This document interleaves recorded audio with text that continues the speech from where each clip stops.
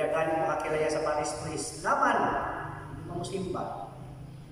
Dili man mo apil sa mga kalibukan sa simbahan. Dili man mo atak o panahon sa Ginoo. Naninig ka matay na ito. Hamat na pasunod. Sumi ang kapasindan. Na hindi pagani sa kalibutan, yaman ka mo atak ng panahon sa Diyos. Munang hangin sa ato mga kaigsunan. Kasang buhay pa ta, matag sa tagpanahon natin sa Ginoo. Musimba kita, muampo kita, muapil kita sa mga kalibukan sa simbahan.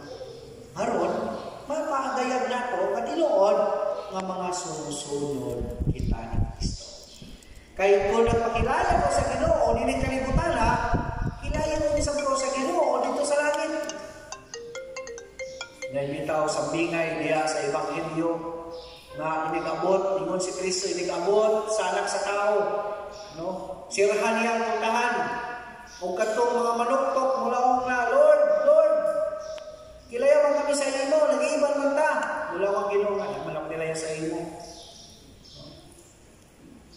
Nakakilala ka sa ato ang Ginoo.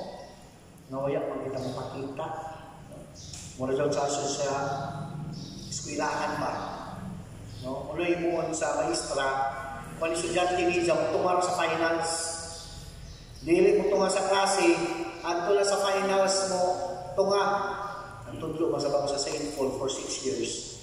Ang pinakalaban dyan, di ganit mo, dili mo take an exam, dili mo submit ng project, pagka-end, mula akong nakapadri. Taga-isa ako ng grado. Umay ako grado, padri. Ano may ako i-grado sa imo? Ngayon, magali ka mapakita sa klase. Kamusta kita daw na ito sa Ginoo? Muloy kita na ito sa Ginoo. Ano ka pakita-kita sa ako? Mula ka nining sa misa, mga niya kita lang sa puso. Ay hinaot ang iyang pagtuo kang Kristo.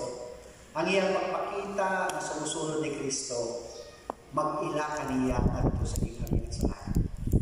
Kaya giingon ni Kristo diya sa Ebanghelyo, nga ining mamatay kita, mabuhi kita uban sa Dios.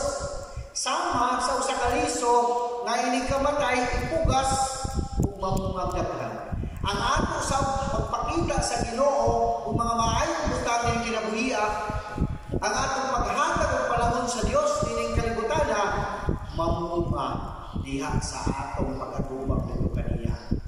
Diin kita sugaton ug dawaton sa Ginoo dito sa iyang kinahanglan.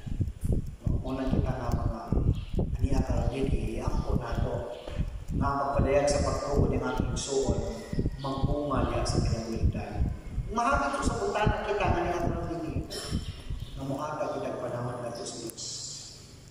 Aron hindi kapatay nato, ni mahuman kita ng kalibutan ang Diyos muhatag sa panahon ka nato dito sa iyang kinahanglan. Manino kita, ipadayag nato nato